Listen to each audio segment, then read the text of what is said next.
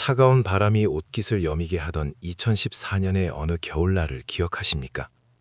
전 세계 자동차 업계의 시선이 일본 도쿄의 한 화려한 전시장으로 쏠렸습니다.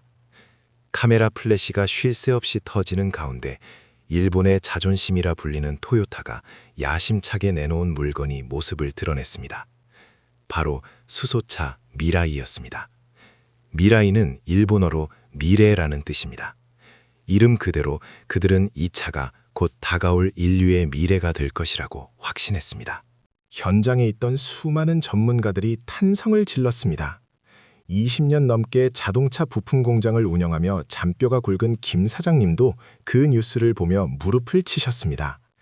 역시 일본이다. 장인 정신 하나는 알아줘야 해. 이제 전기차는 끝났어. 수소가 세상을 지배할 거야. 김 사장님뿐만이 아니었습니다. 당시 전 세계의 분위기가 그랬습니다. 배터리 충전하느라 몇 시간씩 기다려야 하는 전기차는 불편해서 못한다. 5분이면 충전 끝나는 수소차가 정답이다. 이런 이야기가 상식처럼 통하던 시절이었습니다. 일본의 기술력 앞에 전 세계가 고개를 끄덕였고 새로운 생태계에 편승하기 위해 발빠르게 움직였습니다. 하지만 그로부터 정확히 10년이 흐른 지금 2024년의 풍경은 어떻습니까? 상황은 그야말로 기가 막힐 정도로 역전되었습니다. 한때 세계 시장을 호령하며 100%를 꿈꿨던 일본의 수소차 시장 점유율은 처참하게 무너져 7%라는 초라한 성적표를 받아들였습니다. 반면 일본의 뒷공문이나 쫓아간다고 여겨졌던 한국은 어떨까요? 전년 대비 13%나 훌쩍 뛰어오른 42%의 압도적인 점유율로 당당히 세계 1위 자리에 올랐습니다. 누구도 범접할 수 없을 것 같던 일본의 기술 제국은 소리 소문 없이 무너져 내렸고 한국은 그 틈을 파고들어 판세를 완전히 뒤집어 버렸습니다. 도대체 지난 10년 동안 무슨 일이 있었던 걸까요? 기술은 일본이 최고라던 그 견고한 믿음이 왜 산산조각 났을까요? 겉으로 보기엔 조용해 보이지만 그 안을 들여다보면 기업의 생존을 건 치열한 수싸움과 뼈아픈 실책들이 뒤엉켜 있습니다. 일본이 1등을 달리고도 망할 수밖에 없었던 이유, 그리고 한국이 그 틈새에서 어떻게 기적 같은 역전승을 일궈냈는지 데이터를 통해 하나하나 파헤쳐 보겠습니다. 이 이야기의 끝에는 우리가 앞으로 먹고 살아야 할 미래의 힌트가 숨겨져 있습니다. 먼저 숫자를 하나 보여드리겠습니다. 5,680개. 이게 무슨 숫자일까요? 바로 토요타가 가지고 있던 수소차 관련 특허의 개수입니다. 엄청난 숫자입니다. 이 숫자가 바로 일본이 실패한 첫 번째 원인이자 가장 큰 비극의 시작이었습니다. 수소차의 원리를 잠시 짚고 넘어가 볼까요? 쉽게 말해 움직이는 발전소입니다. 차체 안에 수소 탱크를 싣고 다닙니다. 거기서 꺼낸 수소를 공기 중에 산소와 만나게 하면 전기가 만들어집니다. 그 전기로 모터를 돌려 바퀴를 움직이는 거죠. 대기구에서는 매연 대신 맑은 물만 뚝뚝 떨어집니다. 심지어 달리는 동안 공기를 빨아들여 미세먼지까지 걸러냅니다. 달리는 공기청정기인 셈이죠. 게다가 충전 시간은 단 5분입니다. 전기차 급속 충전이 45분, 완속 충전이 몇 시간씩 걸리는 것과 비교하면 하늘과 땅 차이입니다. 한 번 충전하면 서울에서 부산을 왕복하고도 남는 600km에서 800km를 달립니다. 이렇게 완벽에 가까운 기술을 가지고 일본은 왜 망했을까요? 바로 기술의 독점이라는 달콤한 독배를 마셨기 때문입니다. 일본은 수소 연료전지를 만드는 핵심 기술 특허 5,600여 개를 움켜쥐고 시장의 문을 꽁꽁 걸어 잠갔습니다. 그들의 계산은 단순했습니다. 우리가 원천 기술을 다 가지고 있으니 다른 나라나 기업들이 수소차를 만들려면 우리한테 와서 비싼 돈 내고 기술을 빌려 쓰거나 우리 부품을 사다 쓸 수밖에 없을 것이다. 마치 동네에 하나뿐인 대박 맛집이 비법 소스를 절대 공개하지 않고 손님들이 줄을 서서 기다리기만을 바라는 배짱 장사와 같았습니다. 하지만 글로벌 자동차 회사들은 바보가 아니었습니다. 벤츠, BMW, 폭스바겐 같은 거대 기업들이 일본의 특허 장벽 앞에 섰습니다. 문을 두드려 보니 너무나 견고하고 폐쇄적이었습니다. 그들은 생각했습니다. 더럽고 치사해서 안 한다. 차라리 우리가 새로운 길을 뚫겠다. 그래서 그들이 발길을 돌린 곳이 어디입니까? 바로 전기차였습니다. 배터리 기술은 상대적으로 진입장벽이 낮고 누구나 뛰어들 수 있는 개방된 시장이었습니다. 일본이 특허라는 성벽 안에 갇혀 우리가 최고다를 외치며 샴페인을 터뜨리고 있을 때 성벽 밖에서는 이미 전 세계의 자본과 인재들이 전기차라는 거대한 파도를 타고 떠나버린 것입니다. 이건 마치 비디오 테이프 시절 소니가 베타 방식의 우수한 기술을 고집하다가 기술은 좀 떨어져도 누구나 만들 수 있었던 VHS 방식의 시장을 통째로 내준 것과 똑같은 역사적 실수입니다. 뒤늦게 사태의 심각성을 깨달은 토요타가 2015년에 다급하게 선언합니다. 우리가 가진 특허 5,600개를 공짜로 풀겠습니다. 제발 수소차 좀 만들어주세요. 하지만 이미 버스는 떠난 뒤였습니다. 시장의 흐름은 되돌릴 수 없었고 일본은 갈라파고스라는 외딴 섬에 갇혀버린 꼴이 되었습니다. 여기서 우리는 뼈아픈 교훈을 얻습니다. 아무리 좋은 기술이라도 나 혼자만 쓰면 그건 기술이 아니라 고립이 됩니다. 시장은 1등이 독식하는 곳이 아니라 함께 판을 키우는 사람들이 살아남는 곳이라는 사실을 일본은 간과했던 겁니다. 그렇다면 이런 상황에서 한국은 도대체 어떤 전략을 썼길래 1위를 차지했을까요? 단순히 운이 좋았을까요? 아닙니다. 철저한 데이터 분석과 타겟 설정의 승리였습니다. 일본의 두 번째 오판은 타겟 설정의 실패였습니다. 일본은 수소차를 승용차로 팔려고 했습니다. 미라이는 세련된 세단 승용차입니다. 직장인이 출퇴근하고 주말에 가족과 마트에 가고 여행을 가는 용도로 만들었습니다. 언뜻 보면 그럴싸합니다. 하지만 여기에 치명적인 함정이 숨어 있었습니다. 여러분, 승용차를 타려면 가장 중요한 게 뭡니까? 바로 충전입니다. 내 집 앞에, 회사 근처에, 고속도로 휴게소마다 주유소처럼 충전소가 있어야 마음 놓고 차를 끌고 나갑니다. 그런데 수소 충전소 하나 짓는데 얼마가 드는지 아십니까? 땅값 빼고 설비만 30억 원이 넘습니다. 일반 주유소나 전기차 충전기와는 차원이 다른 비용입니다. 동네 골목마다 그 비싼 충전소를 짓는 건 불가능에 가깝습니다. 결국 어떤 일이 벌어졌을까요? 악순환의 늪에 빠졌습니다. 충전소가 없으니 소비자는 불편해서 차를 안 삽니다.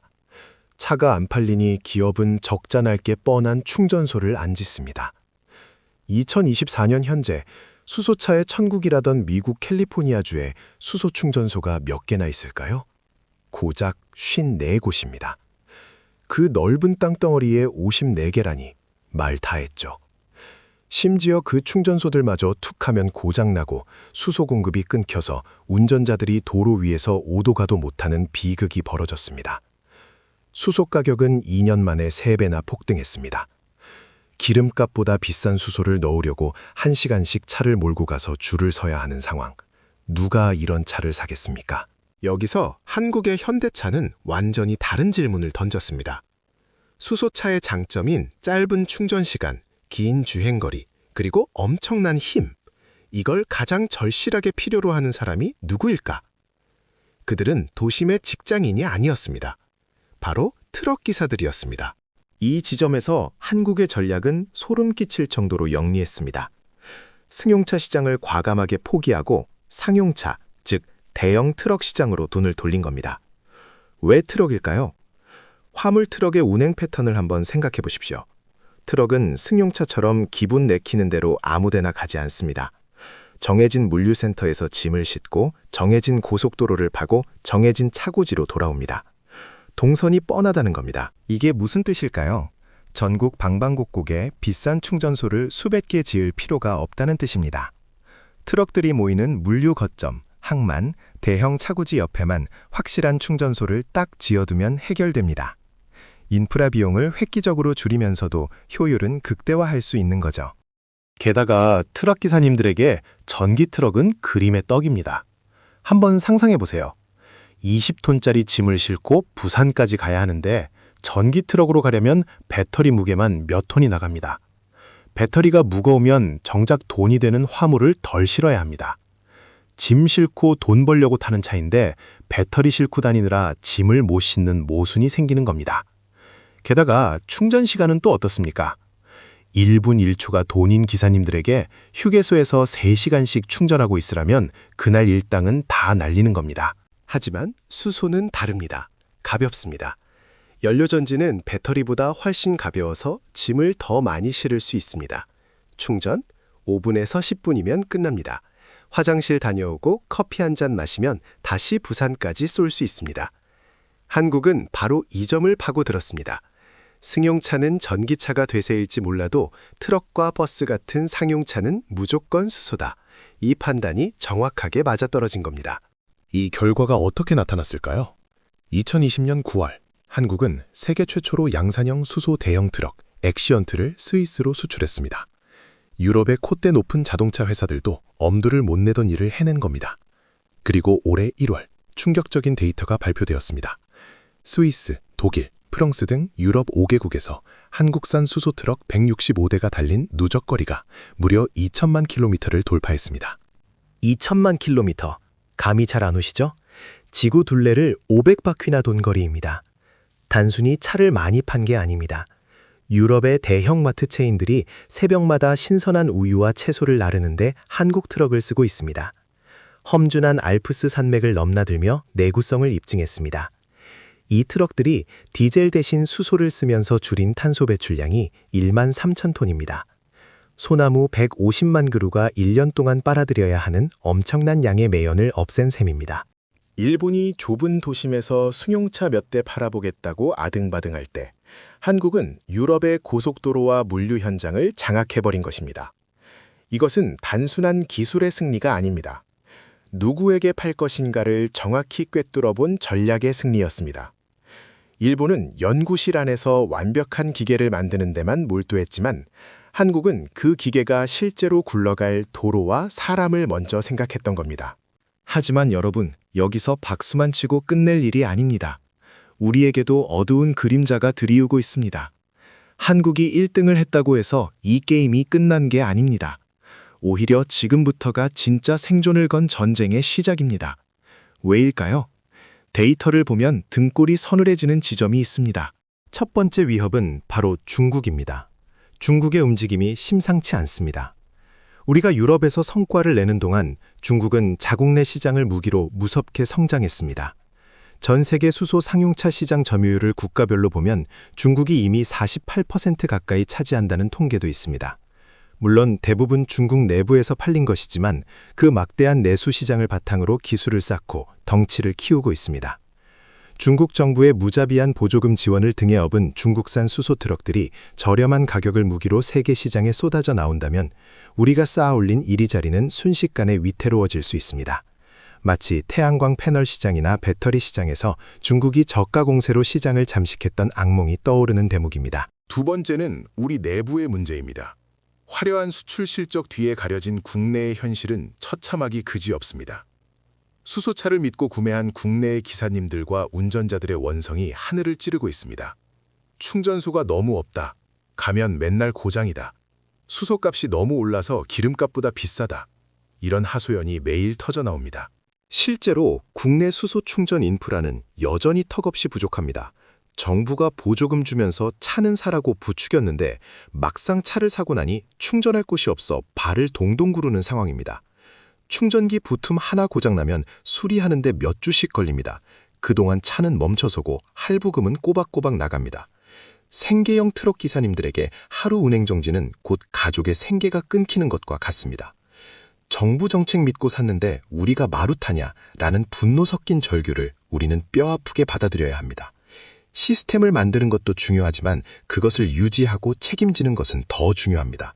국내 시장에서 신뢰를 잃으면 해외 시장에서의 성공도 사상누각이 될 수 있습니다. 마지막으로 죽은 줄 알았던 토요타가 다시 꿈틀대고 있습니다. 그들은 자신들의 실패를 인정했습니다. 그리고 무서운 결단을 내렸습니다. 승용차 고집을 꺾겠다. 우리도 상용차로 간다. 그리고 혼자가 아니라 독일의 명차 BMW와 손을 잡았습니다. 2028년 새로운 반격을 예고하고 있습니다. 우리가 힘들게 닦아놓은 상용차 시장이라는 고속도로 위에 토요타와 BMW라는 거대 공룡이 합체해서 쫓아오고 있는 형국입니다. 그들은 자본력도 있고 기술력도 있고 이제는 전략까지 수정했습니다. 결코 만만한 상대가 아닙니다. 자, 이제 정리를 해보겠습니다. 지난 10년의 드라마는 우리에게 명확한 교훈을 줍니다. 일본의 몰락은 기술이 부족해서가 아니었습니다. 나만 잘나면 된다는 독선, 그리고 시장이 무엇을 원하는가를 무시한 오만함 때문이었습니다. 반면 한국의 성공은 틈새를 보는 눈과 유연한 전략 덕분이었습니다. 승용차가 안 되면 트럭으로, 혼자 안 되면 정부와 기업이 함께. 이 유연함이 우리를 세계 1위로 만들었습니다. 하지만 1위라는 타이틀은 지키는 것이 더 어렵습니다. 편리함의 대가를 누가 치르고 있는지, 우리가 만든 이 시스템이 과연 지속 가능한지 끊임없이 질문해야 합니다. 수소차 시장은 이제 막 개막전을 끝냈을 뿐입니다. 진짜 본 경기는 지금부터입니다. 중국의 물량 공세, 일본의 기술적 반격, 그리고 국내 인프라의 부실함. 이 삼중고를 해결하지 못하면 10년 뒤 우리는 일본처럼 한때 잘 나갔지라며 회상만 하는 처지가 될지도 모릅니다. 여러분은 어떻게 생각하십니까? 한국의 수소차 산업, 지금의 1위에 안주할 때일까요?